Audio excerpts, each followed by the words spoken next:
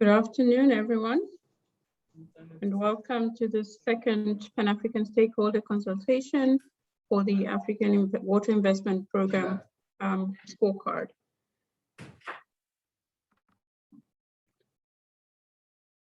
My name is Toela Nurenda Jere, and I am the Head for Economic Integration at the African Union Development Agency. And really thank you for taking the time to be with us today.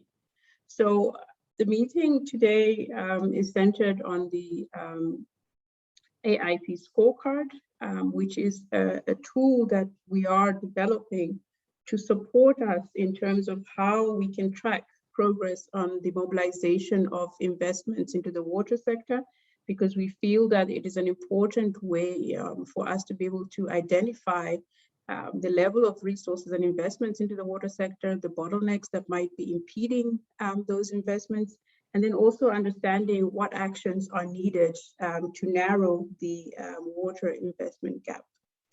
So in terms of the scorecard development, a number of partners are working on this under the leadership of the AUD and NEPAD, AMCAO, support of the DW Secretariat, and under the patronage of His Excellency President Kikwete, as well as Dr. Mayaki from the AU Development Agency.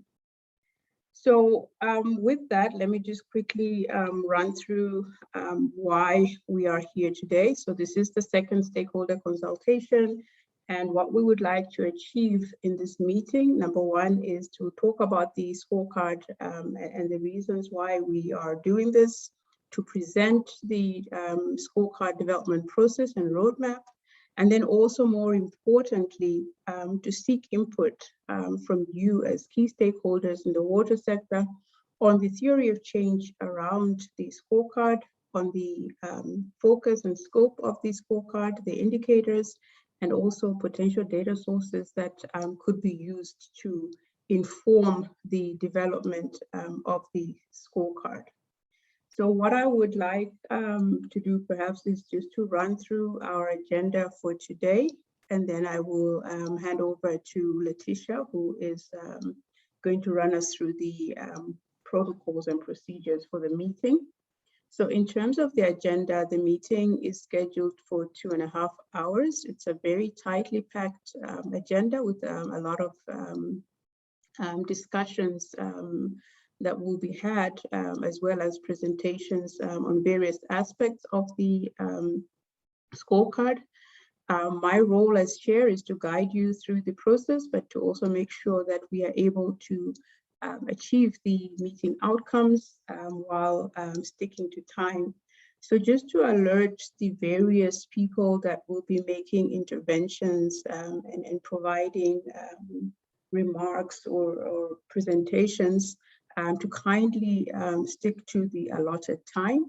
I will give you a 1-minute warning when your time is up, so that you can quickly wrap up. And I hope that everybody will understand that we're doing this in the interests of time and managing the process. So we will get opening remarks from the African Union Commission and AMCAO, followed by a keynote address from the World Bank. The Secretariat, who are GWP, will give us a run-through of the scorecard in terms of the background, guiding principles, and the roadmap.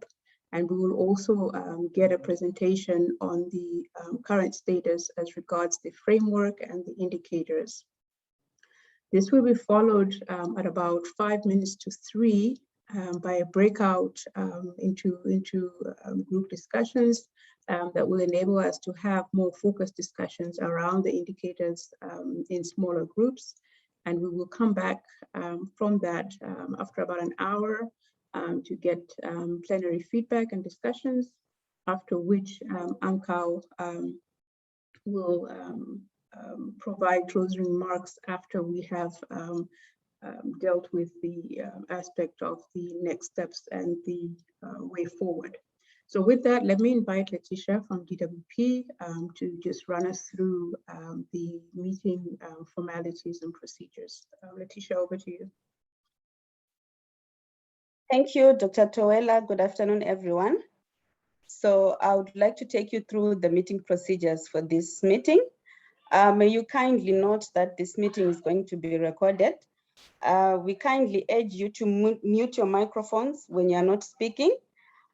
Please rename yourself in terms of your name, your organization, and your surname. So to do this, you have to click on the participants button, hover your mouse over your name in the participants list, click rename, and then you enter your full name and organization, and then click OK. We encourage you to make use of the Zoom chat functions for any questions and any comments. Please note that there is French interpretation available for our French participants.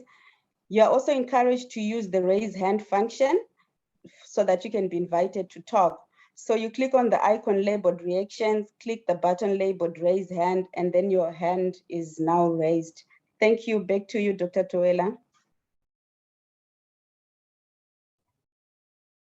Thank you very much, Letitia. So we will now get on to the substantive part of the program. I'm advised that perhaps our first speaker is not yet connected. So if in that case, what we will do is we will proceed to the second speaker, Mr. Thomas Banda, who is the Active Executive Secretary from AMCAL, and he will deliver his welcome remarks. Mr. Banda, you have the floor.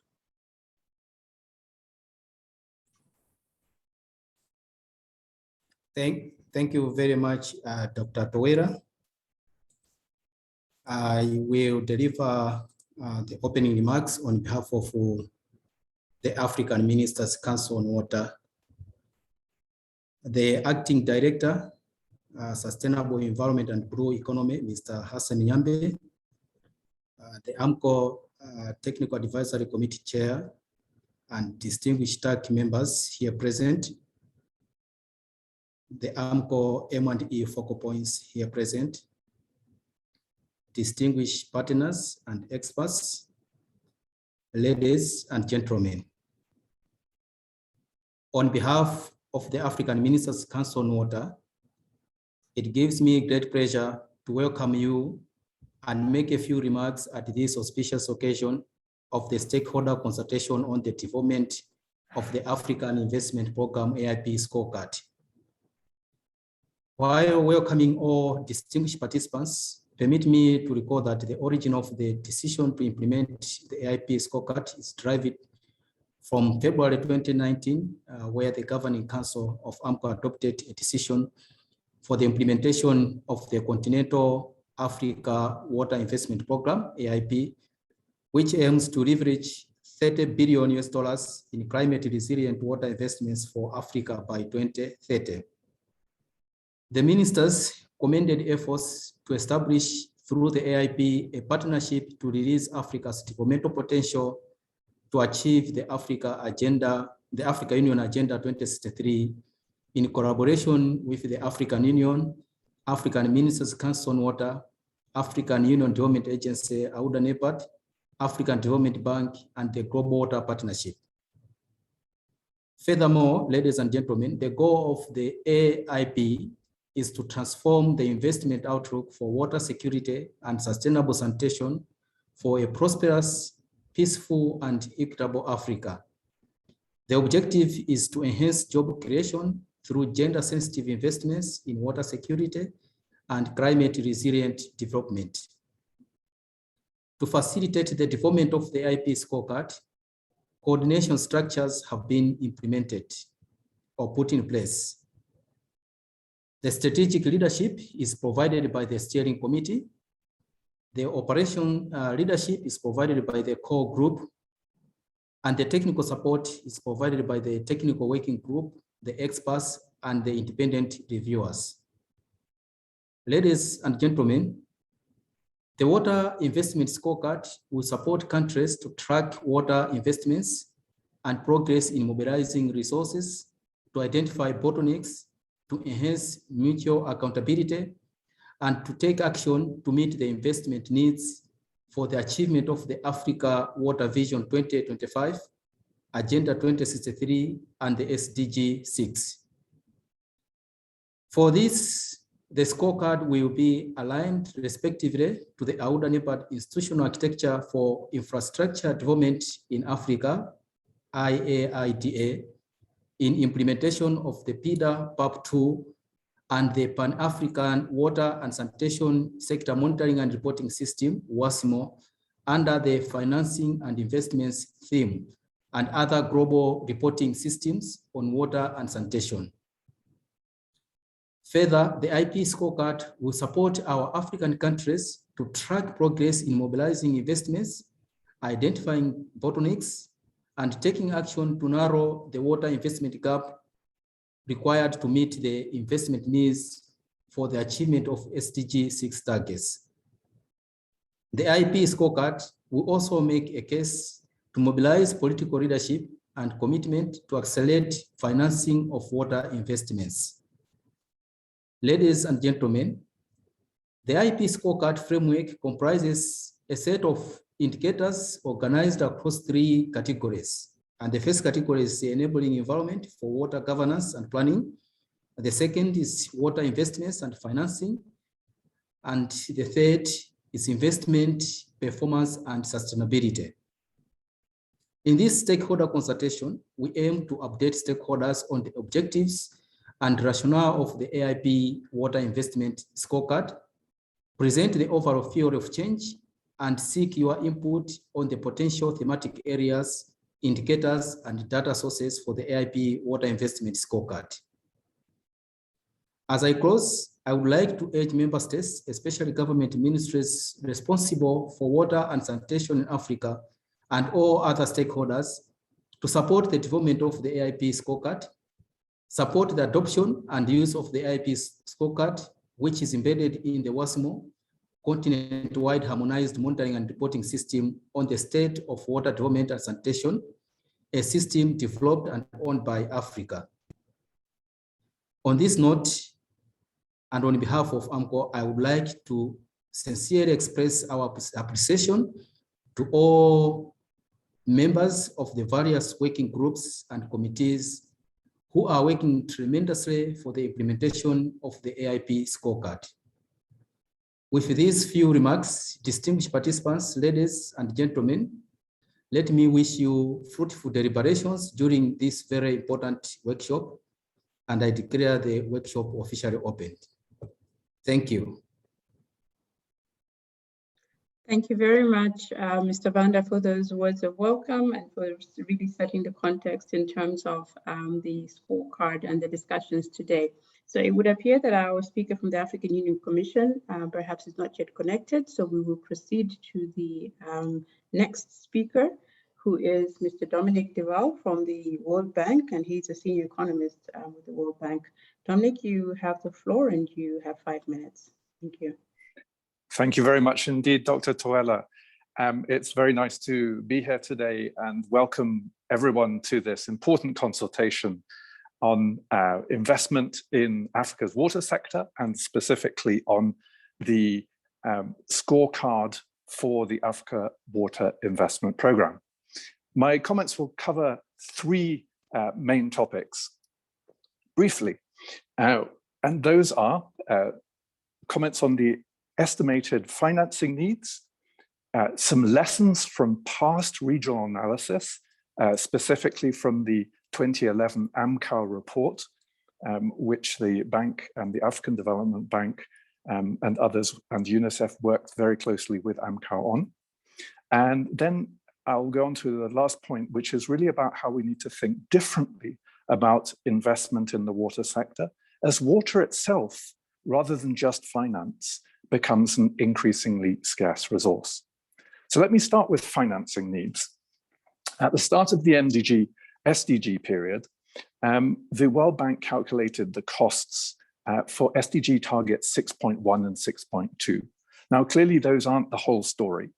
And yet, even just looking at those 2 targets under SDG 6, for sub-Saharan Africa, it would require a 2% GDP annual investment. And for North Africa, to complete the picture, it would be about a 0.6 GDP per year investment. And those translated into dollar terms of 35 billion for sub-Saharan Africa and around 4 billion for North Africa. So in the round, around 40 billion a year for the continent of Africa. But of course, this is just about capital inflows for 6.1 and 6.2 targets. And those themselves require ongoing finances to make sure that the services are properly operated and that the services are sustainable. And an interesting thing, lesson and finding that came up in this costing was already by 2024, the cost of operating this infrastructure would be more than the inflows required to build it. So that's a key thing we need to think about, because it's about then the importance of domestic resource mobilization and specifically taxes and tariffs to sustain the infrastructure. And overall, these figures are very much in line with the AFDB estimate of 64 billion a year. So then just looking back at the AMCAO 2011 report, there were, that report looked back at the MDG period over 20 years, from 1990 to 2010, and tried to unpick why some countries were making better progress than other countries. And if you will remember, this was the time of the PRSP process. There was debt relief around the turn of the century. And what that did is that freed up financing for service delivery, and that service delivery was also supported by a large amount of general budget support. And what we found is in the countries that had made particularly fast progress, there were government-led programmatic approaches. So there'd been this shift from projects to a programmatic approach. And importantly, there were two parts of that. One was that there were intergovernmental transfer systems which supported decentralized rollout of infrastructure. And then the other part of it was creditworthy utilities able to support organic expansion and uptake of services. We also realized that a number of fragile states really needed help to prime those government-led service delivery pathways. And it's very good to see that in the last couple of years, Somalia and Sudan have gone through this debt relief process themselves, and now that opens opportunity for building programmatic approaches. So finally, let me also get everybody thinking about how investment needs to be, we need to think about investment slightly differently now that water itself is becoming a scarce resource, not just finance. Now, I've just moved back from the Middle East and North Africa region, and there, this question of how building infrastructure locks in water to specific allocations or water allocations into specific consumptive uses is very evident, particularly the way that infrastructure can lock water into agriculture and how that competes with locking it into domestic water supply, but also how it influences other non-consumptive uses like hydro and transport. So the key thing here is that when we think about building a stock of infrastructure, as we do through this scorecard process, we also need to be cognizant of how it is locking potentially water into these competing consumptive uses. So we need to bear that in mind as we develop the scorecard, because of course the only alternative then is to build non-conventional water infrastructure, desalination and reuse. And from our experience in the Middle East in particular, that really does push up the operating costs of the sector. So it helps you escape the natural resource endowment, but it really does crank up the costs in the sector. So today, in discussing this benchmarking and scorecard process with this very eminent group, let's make sure that it's fit for purpose for both the rollout of the infrastructure, maintaining the infrastructure, but also this question of dealing with potential conflicts between consumptive uses. Thank you so much. Back to you, Dr. Toela. Thank you very much, Dominic. And I think you've raised some very important points and some very important food for thought, I think, as we go forward with the discussions. And clearly the idea around the operating expenses exceeding the infrastructure build out, and then also the ideas around how water scarcity can become an issue that maybe is exacerbated by the way in which we build out the infrastructure. Definitely things worth thinking about, and thank you very much for that. So we'll now move on to our next item on the agenda, which is starting to get us into the substance of today's meeting, which is looking at the scorecard, the background, the principles, and the development roadmap. And for that, I will invite Mr. Andrew Takawira, who is the Senior Technical Advisor at GWP SA. Thank you. All right, thank you very much, Dr. Toela. For some reason, I'm failing to start my video. Apologies for that, but we can move on with the presentation. Please to the next slide. So I'm just going to give a quick overview, since already the Executive Secretary from AMCO has covered quite a bit of the rationale behind the scorecard. So I will focus on what the AIP Water Investment Scorecard is, why the scorecard has been developed, and how it will be developed. And then I will call in colleagues who are assisting us with the research and analysis from the EIU to take the presentation forward. Yeah, next slide, please. So in terms of what the scorecard is, we've already heard that it's a tool that is tracking sustainable water investments, aligned and embedded into the AMCO WASMO, the monitoring system, the water supply and sanitation monitoring system in Africa, and it's complementing mainly the financing theme, but it's also supporting the Continental Africa Water Investment Program, which is part of the PIDA 2, with the aim of assisting countries to track and increase the understanding of the water investment gap. And it will be used very much to display country level performance against high priority water investment indicators. Most importantly, it is not a static tool, and it will need to be regularly updated so that we can track the performance. It is guided and under the leadership of Auda Nepad and AMCO has already been alluded, and to track Africa's states' progress in attracting water investments, and to also mobilize the highest level of political commitment towards financing for water investments. So basically, this is what the card is all about, just emphasizing some of the issues we already raised by our EAs from AMCO. Next slide, please. So why the AIP investment scorecard? So the focus really is on enhancing accountability for results in mobilizing water investments and mobilizing political and leadership commitment. It's around getting countries to understand the progress that they're making and identify bottlenecks, and more importantly, take action to meet the investment needs to achieve the SDG 6 on water and sanitation. So beyond just understanding what the issues are, I think the point of taking action is also quite critical. So it's there actually to trigger action towards meeting those investment needs. As I've already mentioned, why it's important, it's there to set these benchmarks, to track the country progress, and also offer cross-country learning on water investment, climate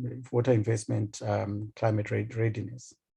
It will serve as a tool to also engage with public and private investors on financing water infrastructure towards contributing to development in the countries.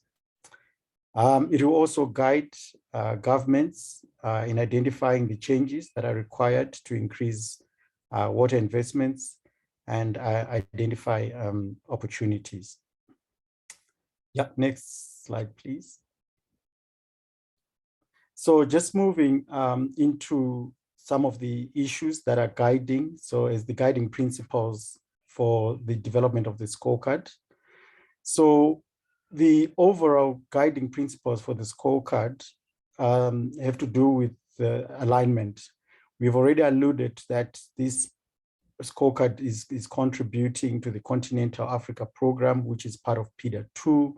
So it's very much aligned to the AUDA NEPAD institutional architecture for infrastructure development in Africa. It has also been noted that it is aligned and embedded to complement the AMCO-WASMO monitoring system in Africa, and also linking into other global reporting systems on water and sanitation. So that's some of the issues that are guiding the alignment of the scorecard. With regards to stakeholder engagement, this will be a critical part in driving the process. This is already our second consultation, so very much stakeholder engagement is critical in the implementation of, in the development of the scorecard. In terms of the purpose and value addition, the scorecard will be guided by a theory of change, which will have clear inputs, outputs, and outcomes contributing to desired impacts, developmental impacts. And the basis of selecting this will be based on the objectives of the scorecard, which are to track water investments and set baselines to show what progress will be achieved over time. The indicators will also take into consideration the target audience aimed at triggering action on water investments in Africa. So these are some of the guiding principles which will guide the overall development of the framework with regards to purpose and value addition. If you would please move to the next slide.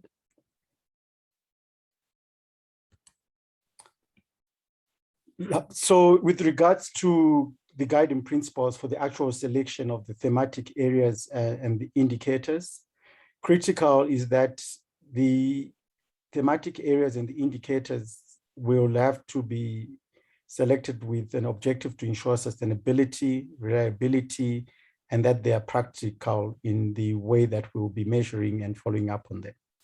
So the scorecard will need to maintain a level of independence, making use of reliable data sources, and that it remains a trusted tool for decision makers and investors. The indicators, like I've already mentioned, should be practical and measurable and take into consideration the context and capacities of the member states, and also the issue of that the indicators will have a baseline which will be used to track and ensure that we can attribute causal inference over time. Importantly, the issue of inclusiveness. So the scorecard in its development needs to identify cross-cutting issues of climate resilience, gender, youth, rural development. And the indicators should also consider measuring a range of investments, infrastructure, information, institutions, in tracking the progress.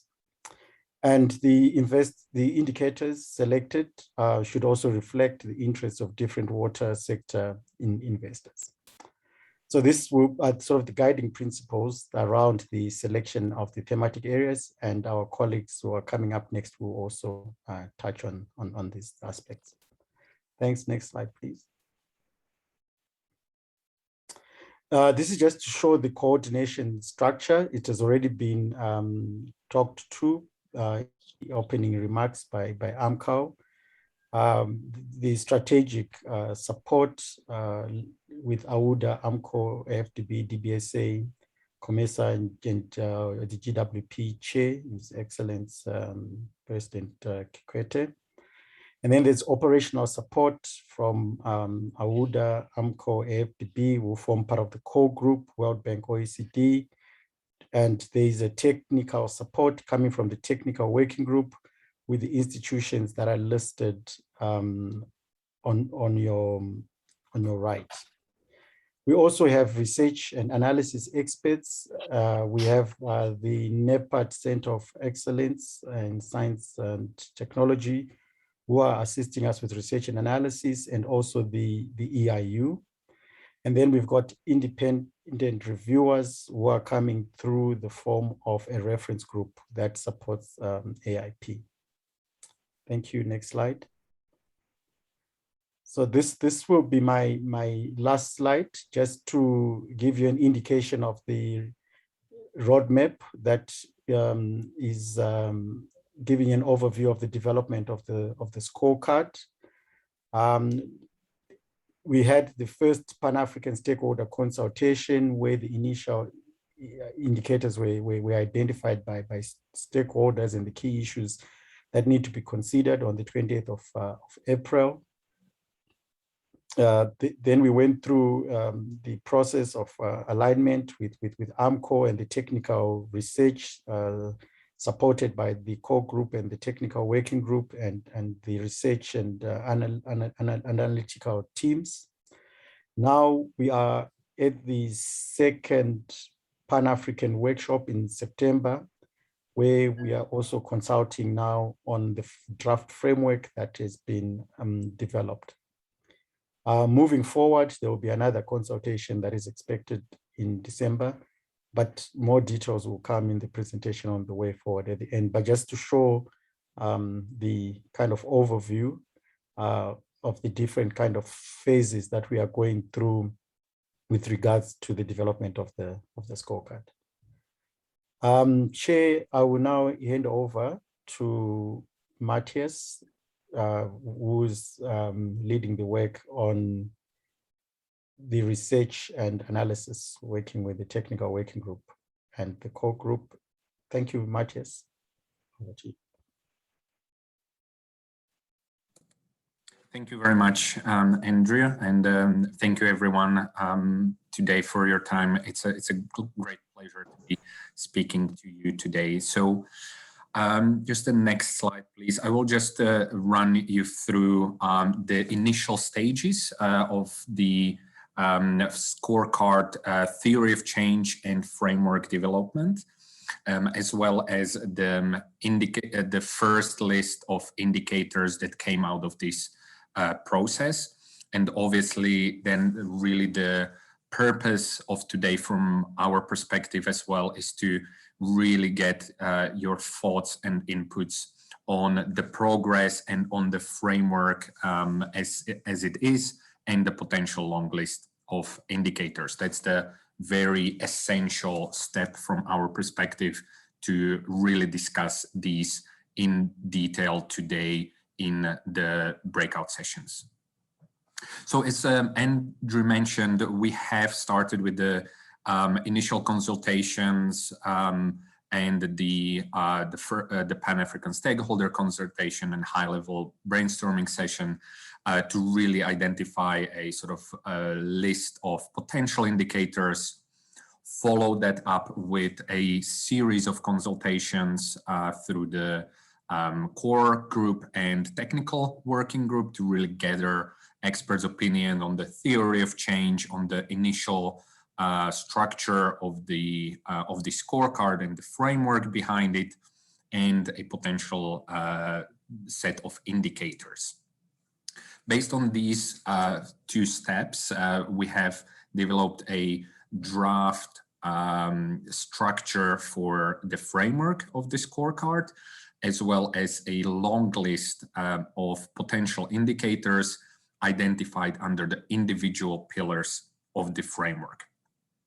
And as the next step, we are working on, and today is an essential part of that process, is to validate the overall framework and prioritize the individual indicators using the guiding principles that Andrew outlined to really come up with a short list of high priority, high relevance indicators that will form the final framework.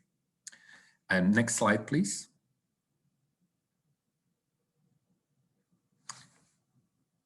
So in terms of the theory of change that is informing the AIP Water Investment Scorecard, as we have heard from Andrew and the kind words earlier today, we are really basing, the framework is based in the broader context of the role of water and water investment in the broader socioeconomic development in the region.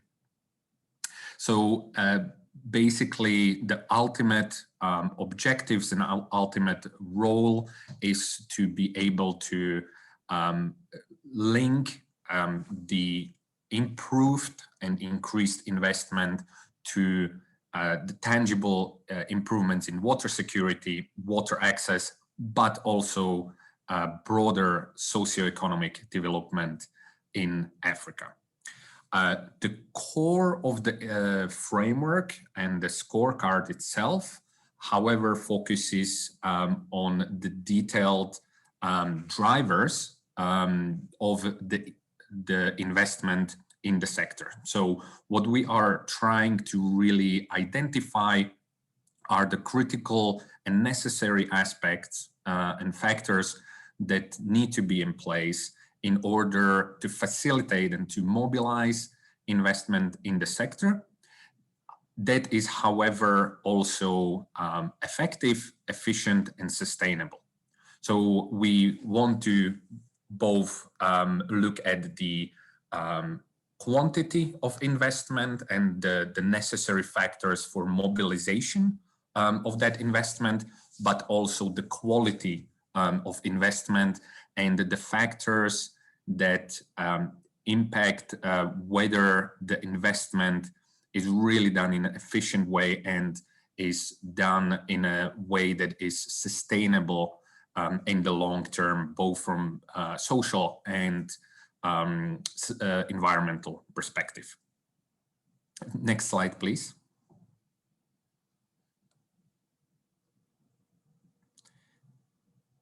So from the first two phases of the process, we have identified three key pillars that are areas necessary for facilitating effective and long-term investment in the water sector in the region, as well as the impact level and impact and outcome level measures that are linked to the ultimate objectives of water and socioeconomic benefits in the region.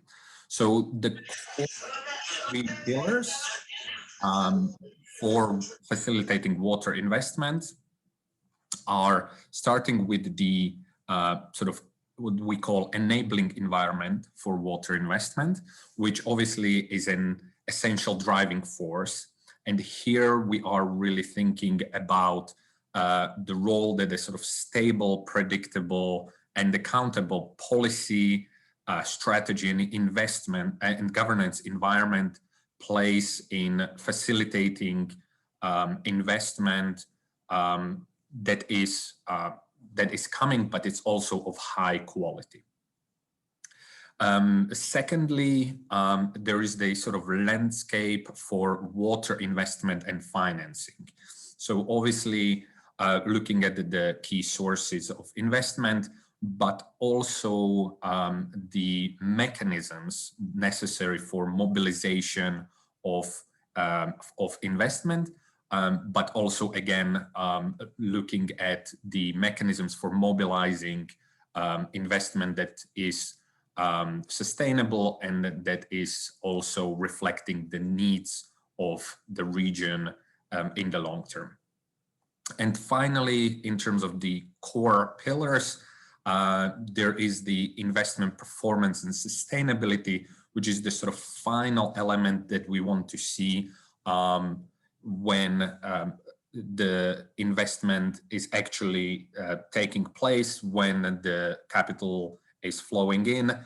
Want to make sure that these investments are done in a way that is efficient and effective in the economic sense, but also so that is bringing sort of value for money, but also that it is really performing well in terms of the environmental and social benefits that it brings.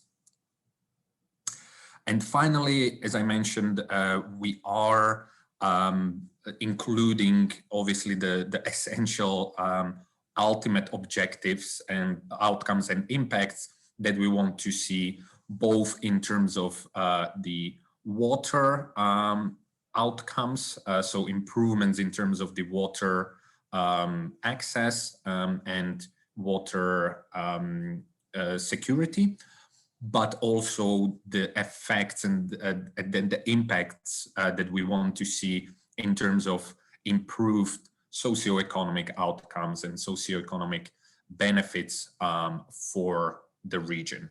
But these are sitting at the sort of outcome and impact level using mostly sort of existing data. So this is the overall structure, and just I'll just now, before the breakout session, run through these in a little more detail. So next slide, please. Yes, so as I mentioned, we have the impact and outcome levels, obviously very much informed with the broader strategic objective of the program, and very much in the context of the broader developmental objectives in the region. But and we are identifying the sort of critical measures of success or progress in these areas, and these are mostly aligned, or will be aligned mostly with sort of global or international objectives, goals, and the measures, obviously aligned with SDGs and others. But the core identification of measures and indicators for the scorecard itself is focusing on these three pillars that I mentioned. So first of all, the enabling environment for water investments is looking really at sort of three subcategories within it. So firstly, it's the sort of water investment governance and planning. So here we are really looking at the water governance institutions, information, coordination capacities, but also investment planning, investment coordination, investment strategies, as well as the accountability mechanisms and information dissemination mechanisms for transparency purposes. And finally, we're looking at transboundary elements as well. Secondly, we are looking at the sort of broader investment climate. And here we are mostly identifying the two subtypes or subcategories of risks that potential investors face, which are the market risks. So things like the currency risks, sovereign risk, and interest rates risk, but also availability of finance, and the sort of regulatory risks on the other hand, which is more about the exposure to political instability, exposure potential to corruption, or exposure to a lack of contractual enforcement. And finally, within the enabling environment, we are also incorporating and thinking about incorporating the social and environmental inclusion. So this is on two levels. Firstly, the inclusion in the processes, the decision-making and strategy-making processes of groups such as youth, women, or rural populations. But also, secondly, looking at to what extent the strategies and the investment planning is geared towards improving situation of some of these underserved groups. And finally, of course, we are looking at the sort of level of environmental impact assessment and the inclusion of environmental considerations into the broader strategy and investment planning in the water sector in the country.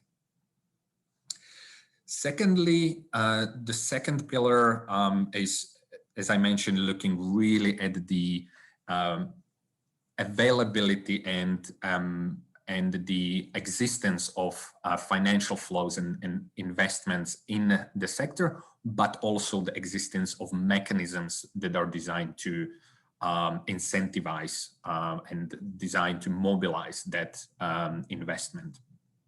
So here we are looking at sort of three broad types of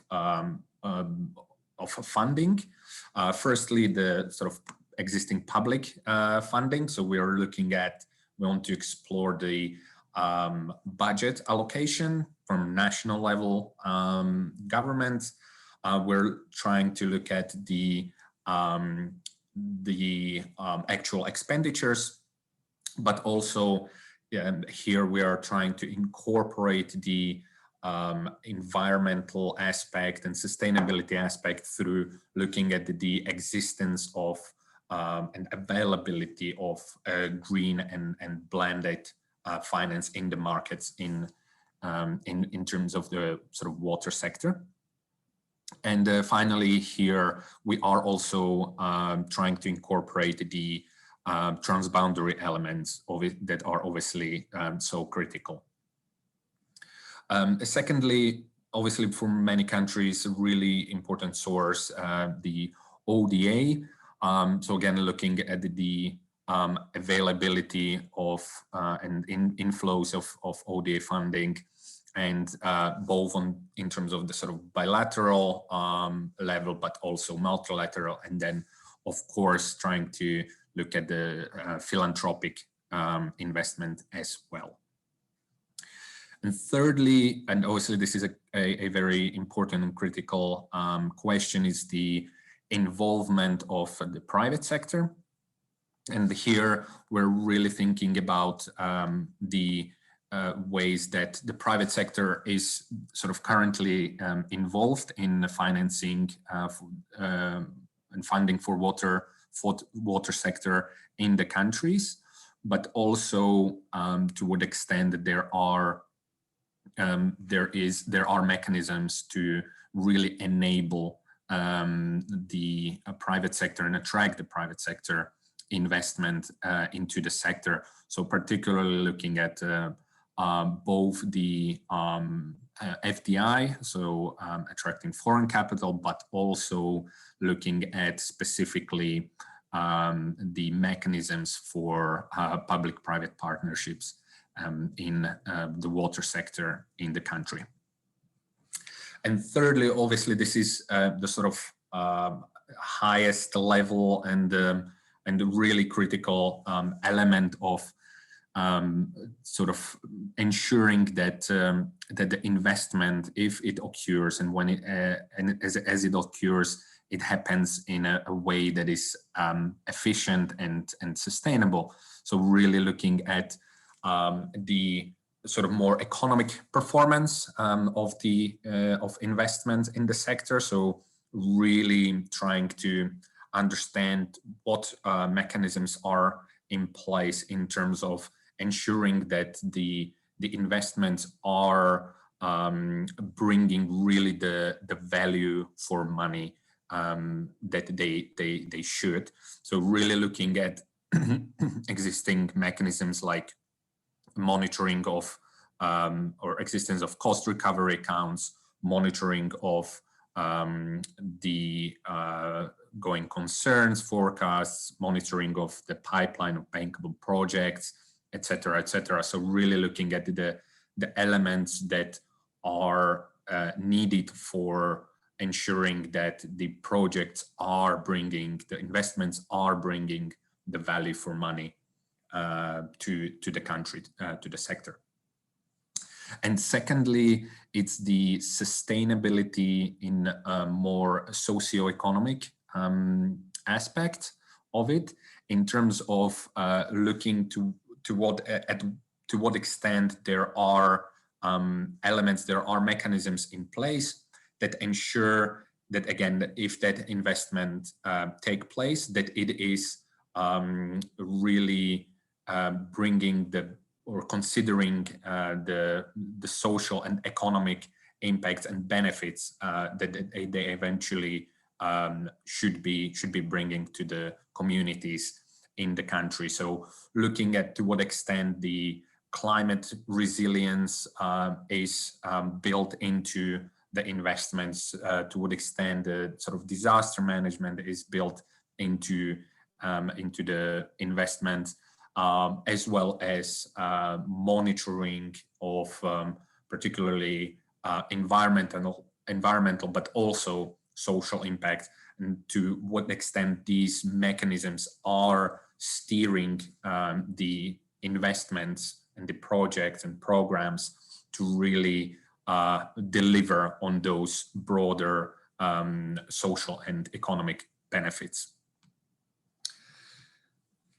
So that's really it from the framework as it is today, or the theory of change and the framework and the long list of indicators.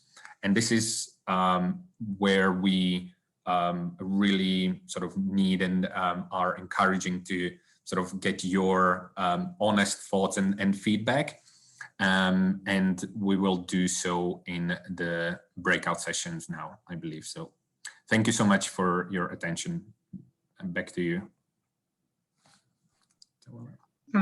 Thank you very much, Matthias and Andrew, for giving us the background on the scorecard, walking us through the framework and the indicators. And this, I think, puts us in a good place in terms of moving into the breakout sessions. So with that, I'm going to invite Kidane to just walk us through the process for the breakout discussions, after which we will proceed to the various breakout rooms. Over to you, Kidane. Thank you very much, Dr. Towela. So I will take you through in terms of providing a bit of guidance for the breakout groups discussion. So we will have 4 breakout groups. We'll get more guidance on how to join the groups.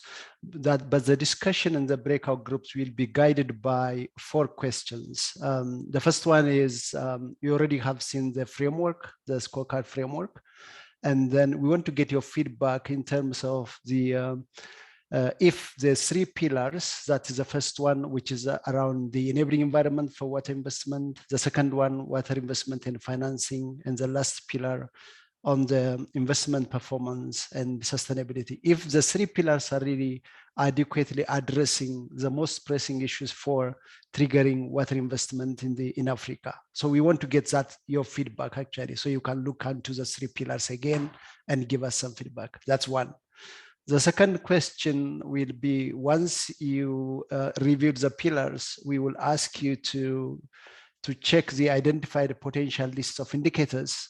And if you can give us again your feedback in terms of which particular indicators are important comparatively, so that we can prioritize them as we develop the scorecard. That's the second question. The third one, if you observe any critical areas or indicators that are missing from the existing framework, you can also just suggest these are important potential indicators for consideration. So we'll also appreciate that one.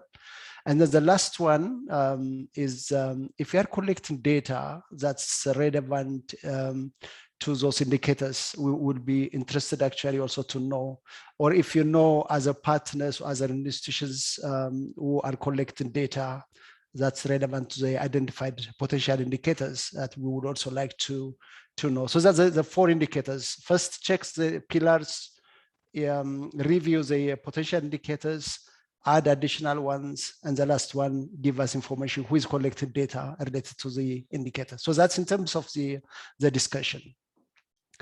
Then how do we proceed within the breakout groups?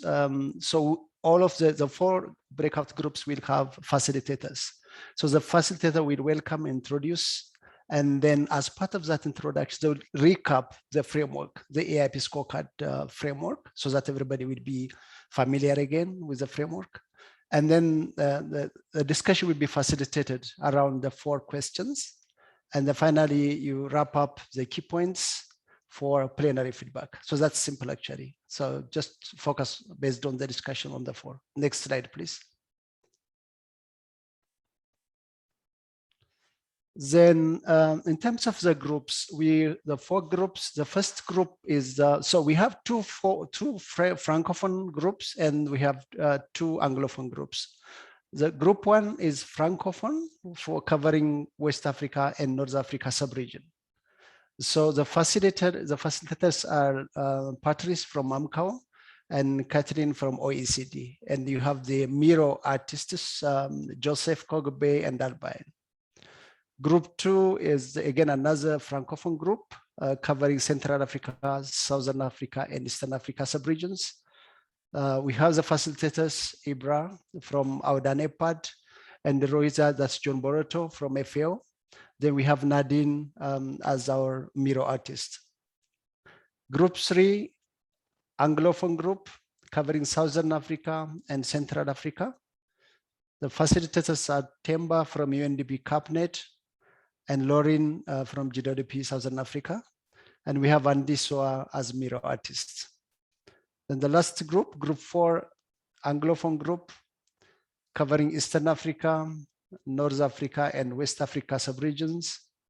And we have facilitators Kelly from UNICEF and Anton from SIWI.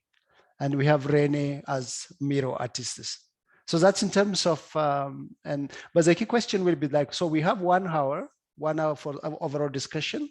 And in terms of how you join is you will be automatically moved by our tech host to the respective breakout groups. Yeah, next slide. There's editing.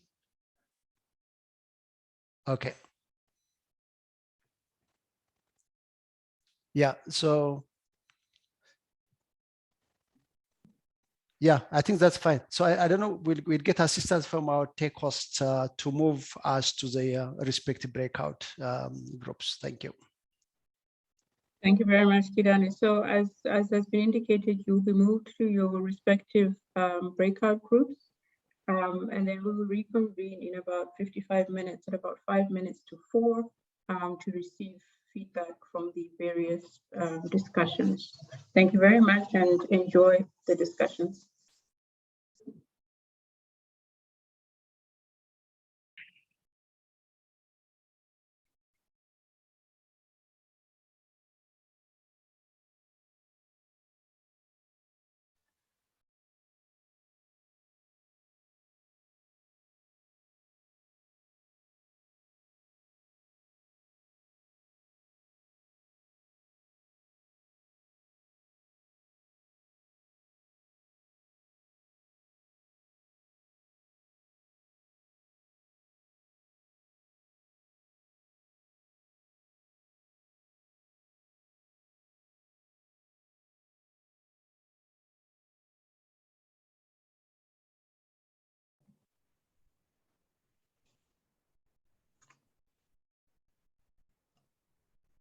Welcome back to the plenary session. I'm trusting that everybody had good discussions in the breakouts. I know that in our breakout, we had some quite engaging insights, and as usual, time always seems to run out at the end.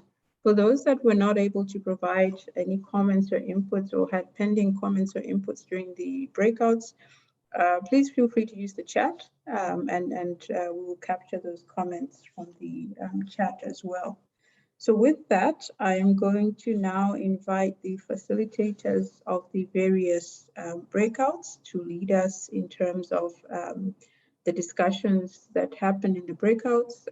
So each facilitator will take the floor, introduce their rapporteur if they have one, and then provide us with a summary of the discussions. I'm aware that I think group 1 and 2 eventually were merged into one group. So I'm going to invite the facilitator for that combined group to take the floor and then lead us in terms of the discussions from your group. And you have about 5 minutes for that presentation. Thank you. So group 1 and 2.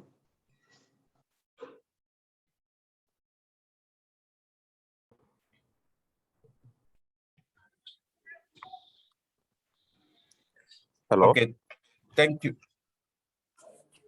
Is it the French speaking or?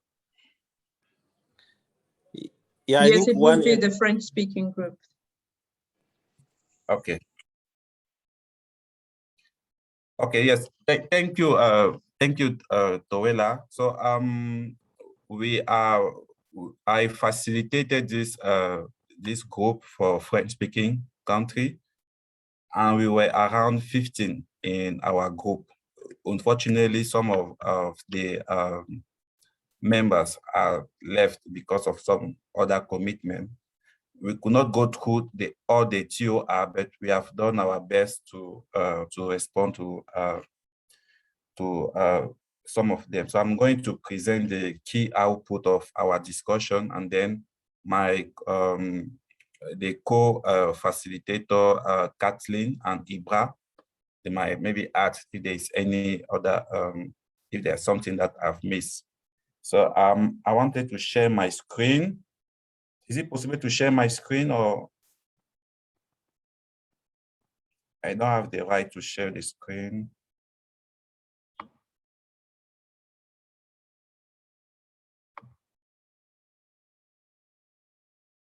The IT, can I share my screen, or I'm not seeing, I don't have the, okay, good. No.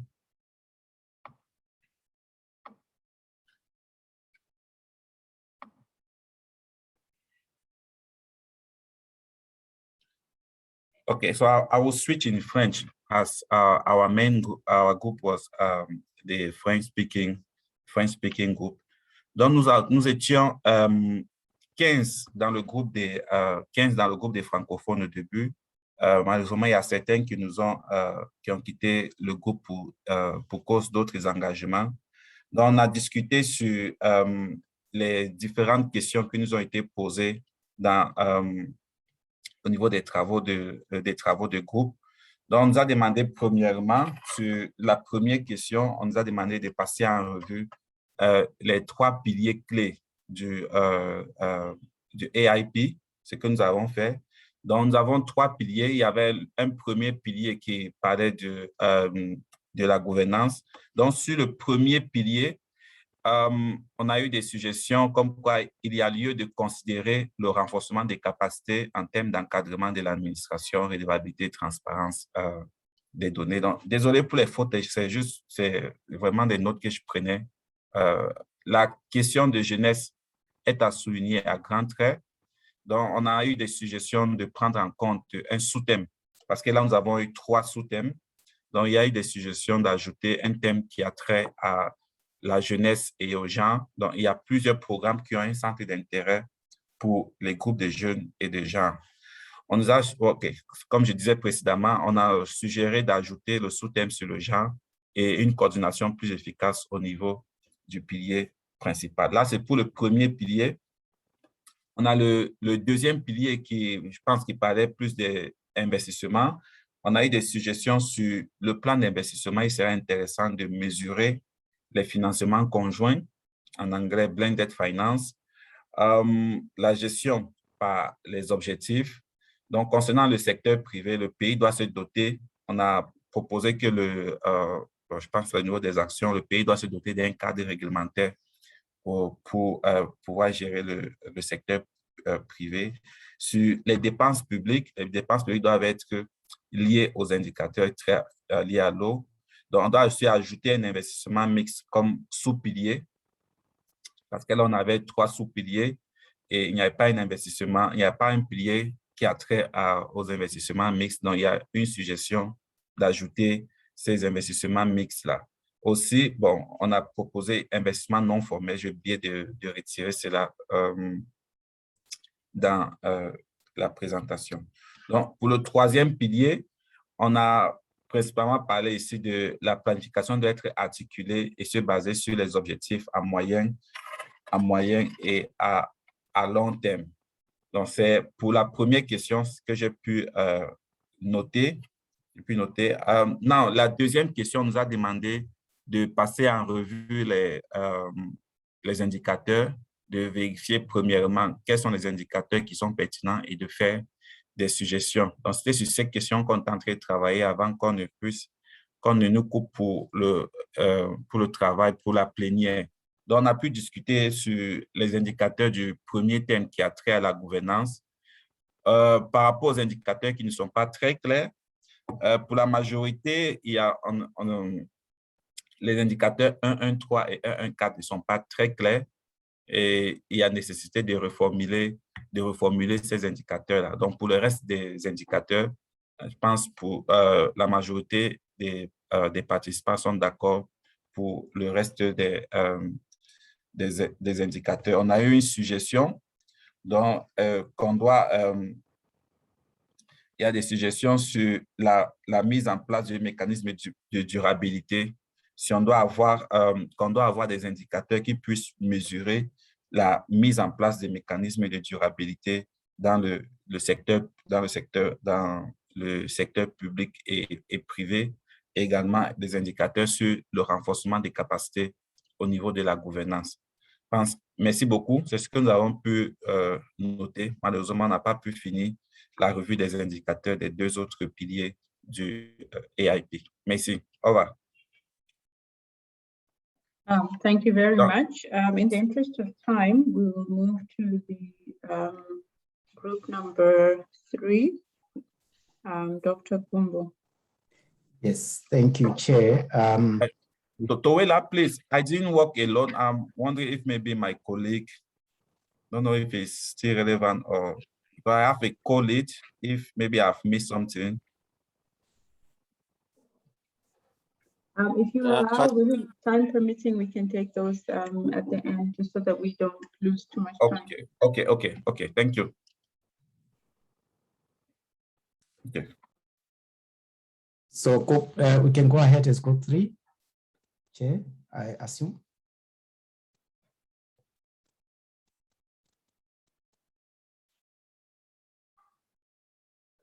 Okay, at group 3, we did get a volunteer or a rapporteur rather, to summarize what we discussed based on the 26 participants. So at this juncture, I would like to invite Maria Amakali, the Director of Water Resources Management in the Department of Water Affairs in Namibia, to just give you the highlights and the flavor on what we discussed. Over to you, Maria.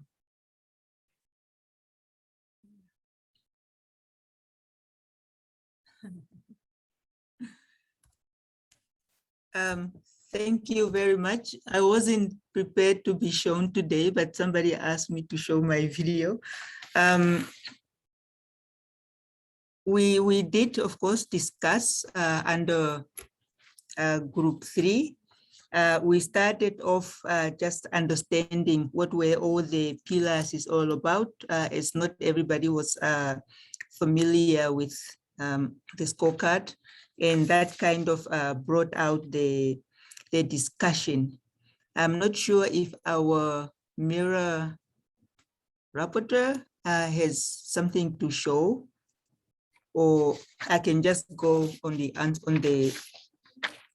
answers, on the questions one by one as we did them. So the first question was, are the pillars adequate? After the explanation we were lucky that we had 2 people who were part of the technical group that worked on the pillars, and they were able to explain to us what each of these meant. And after the discussions, we agreed that all the pillars were quite adequate. And then the second question was, do we need, which of the indicators are important? Do we need to prioritize them? Or what was, and we kind of answered those two, whether there were any critical indicators which were missing. In that regard, we started off with the issue of policies. Do we have all was the policy issue adequately covered in all the indicators across the pillars? And then there was an issue about accountability. Who in all the, where does it appears in the pillars? Especially under pillar 1, which is talking about the enabling environment. So the issue of policy was raised there, but then at the end of the day, I think the indicator of 1.2 is really the one which was meant to be talking about policy. And then the issue of climate change was also raised because we are talking about investment, but then we are forgetting about the environment itself, where we are getting the resources from. And also, before I go to the next one, somebody talked about, are we looking at investment only in the new infrastructure, or are we also looking at the, for example, repairing or rehabilitating the old one? And then if we go, the other issue raised is about the value of the investor. How do we attract the investor as part of the pillars or indicators? And then there was an issue of integration. We are talking about investment. How do we bring the investment issue not investment, the integration issue in the whole scorecard? We are saying, are we only concentrating on the WASH? What about other related sectors, maybe agriculture, which also needs water? And let me see. Okay, we have the WASH, we have the integration. And then there was an issue about the terminology. We are assuming that the scorecard is going to be picked up by different people. So we need to be aware of the terminologies used, so anybody who picks it up is able to relate. But we were told that there is other description which will be either already developed or will be developed as part of the scorecard instead of just a one-pager we are seeing today. Yeah, it was quite an interesting discussion, but I think if we have to go back to the key questions, with the pillars were adequate. We didn't get to prioritize, but we were able to add some issues like the policy issues. And we discussed about the data collection, or who is collecting the data, or are people who is willing to collect the data. This question was captured in the chat. So we are hoping that when you do the reporting, it will be shared. I can stop there. Thank you very much. But my team members, please, if I left out something, you are welcome. Thank you, Maria. I think I'm satisfied from my end. I don't know about Doreen, but maybe we're happy to go as group 3. That's what we discussed. The details, of course, will be in the reporting. So maybe Back to you, Chair. Thank you very much. Again, I think if there's anything that is left out or needs to be added, it can be also added through the chat function as well. With that, I would like to move to group 4, and this was facilitated by Kelly Ann from UNICEF. Kelly Ann, you have the floor. Kellyanne had to actually step out to take another meeting, so I'll be reporting back from the discussions of Group 4. I've just put down a few of the thoughts on a slide, so I'm just going to share my screen over here.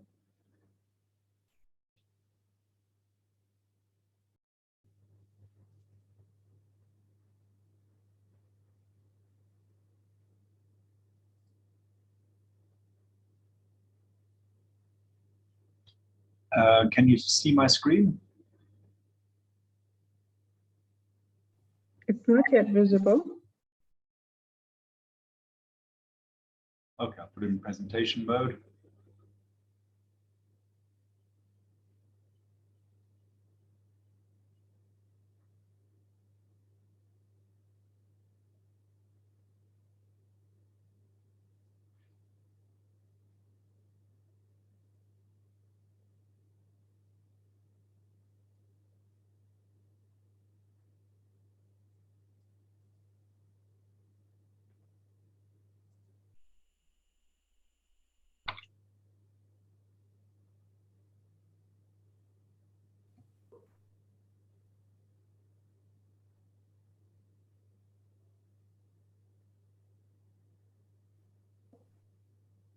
We're still not able to see your screen. Maybe you can just talk us through the points.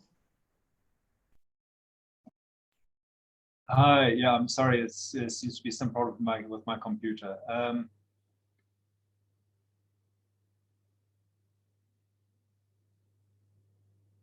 That's better. It's come back again now. Okay, are you able to see now? Not yet. Okay, but you can hear me, so I'll start just reading off the main points from the slide. Hopefully it does start. I see it says screen sharing is paused. I'm not sure why that is.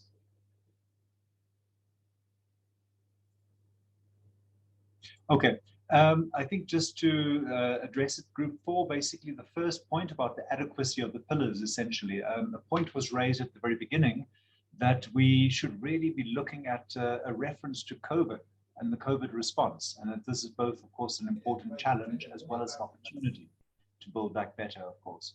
So we're lacking that kind of a reference over there as well. Then, of course, looking at the financing sources, we note that it is water-centric in terms of financing sources. So it's this suggestion that we should also look at other sectors, specifically climate, which obviously has a big impact on access to finance for the water sector. We'd also like to see a bit more of an explicit mention on sustainable asset maintenance and planning. So that's really your O&M aspect over there. It needs to come in under the pillar 3. So it is referred to, but it just needs to be explicit over there. And then a general statement that was made around the need to link the health sector and WASH investments more strongly. Because very often, of course, governments invest in the health sector, but not actually in the WASH sector. And of course, the two, as we know, are very much linked. In terms of the prioritization, it was felt that the governance pillar needs to be in place in order to attract finance, and that we understand, that we know.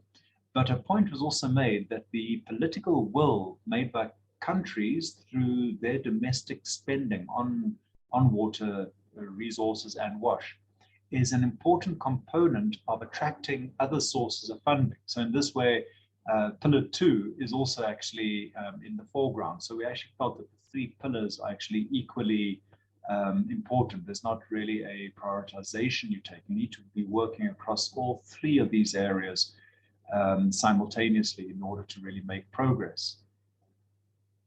In terms of indicators that might be missing, there were a few that might actually be implied, but we maybe didn't see them coming out strongly. One of them that was clear was around nature-based solutions. So essentially, nature-based solutions don't seem to be explicitly mentioned over there. We also need to look at the degree that you have trade-offs between sectors. So your water allocation really between different sectors. How is this being done? Is there a setup for that? Because that also has an impact then in terms of your infrastructure planning and development. Another point that was made was that you would like to look at the degree to which tariffs can be reinvested. So the example was used of South Africa and Zimbabwe, where municipalities and water service authorities are not able to ring fence their income at municipal level. So this, of course, has an impact on the degree that you can actually attract sources of financing. Also, we should be looking at wastewater reuse, as this is also a potential income stream that could be looked at. And then in the long run, we need to have something around water use efficiency measures to avoid over withdrawals of the resource. So these were the main indicators missing. We had quite a wide-ranging discussion on data being collected. And an overriding point was actually made that, of course, we mustn't forget about the SDGs. The SDGs have a whole set of targets and indicators associated with them. So let's not be reinventing the wheel over here. Let's be cognizant that does exist. The point was also made that in several countries, there's a general lack of water statistical data, that this data is just not being collected and collated in a systematic way. So we might have challenges over there as well. Of course, this differs from country to country and region to region. In terms of gender disaggregated data, the UNESCO World Water Assessment Program has been doing work on that. So again, we need to look at that. And it was also pointed out that in terms of looking at water utilities in the continent, it's actually very difficult to get a good understanding of what the balance sheets look like, to look at their losses, their assets, their income, that data is very difficult to access. So that's just also another one of those points to be made. I'm not sure if there's anyone else from my group that would also like to add to that, if I've missed any of those points. Thank you.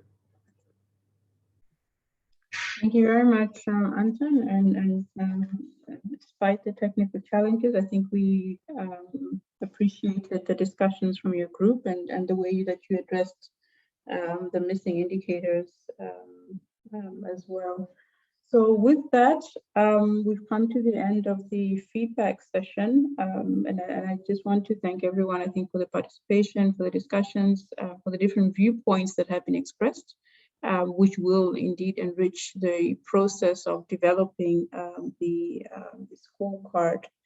So we will move quickly now into looking at the next steps and the way forward before we close the meeting.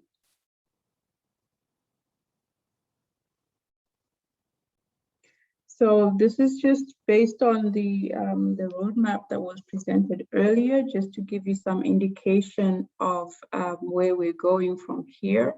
So taking into account the feedback from this meeting, we will then be looking at trying to develop a final scorecard and indicator sheets by the end of October, with a view to having that submitted to the AMCAO Executive Committee in October. And then in November, we would like to present that to the AUD and NEPAD structures in terms of the Peter Steering Committee for their validation of the scorecard.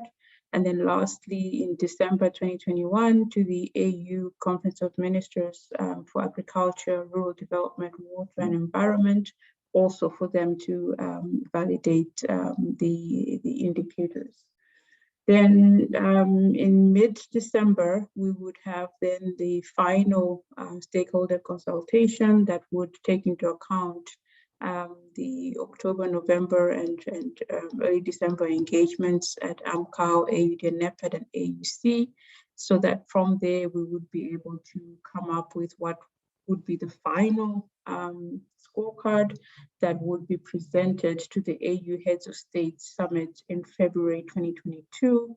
And following that, we would then move to start implementing by launching country pilots to test and use the scorecard.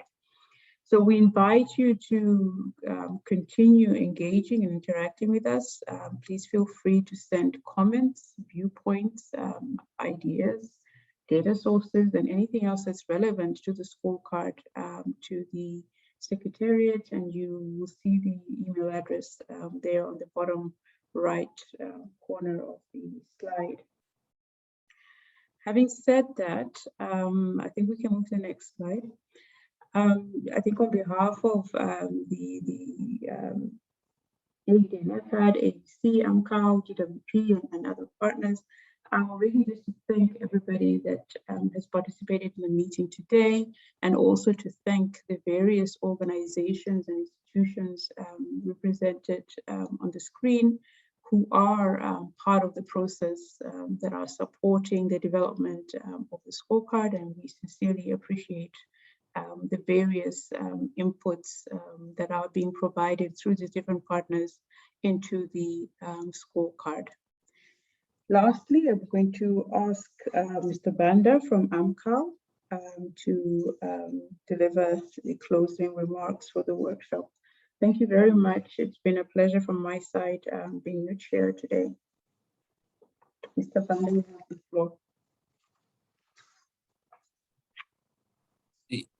Yes, Toela. Look, Banda is not connected. He's attending another meeting. So Dr. Paul, who is our director of program. Paul? Thank you very much. Dr. Orengo, you have the floor. Thank you so much, Dr. Towela. Many thanks to all the session facilitators, the organizers. Mine is just to, on behalf of AMCAL, and indeed our member states, to thank each one of you for your participation. From the AMCAL side, we are looking at the AIP scorecard, as my acting executive secretary said at the beginning, as a piece of material that will help us in further providing sector-specific intelligence and to support further increased investment. So beyond just a decision-making support, we think that the scorecard will help in catalyzing both intracontinental investments, but also sustaining those very investments. So establishing a stronger business case for water and sanitation investments beyond what other similar initiatives has been able to do, and complementing what is already existing across the continent. So with that, I will shorten my remarks to say many thanks, and we are looking forward to further engagements with all of you, and of course, especially the member states and the partners that are contributing into this process. Thank you so much. God bless. Thank you, and the meeting is adjourned. Stay safe, everyone. Thank you. Bye. Thank you, everyone.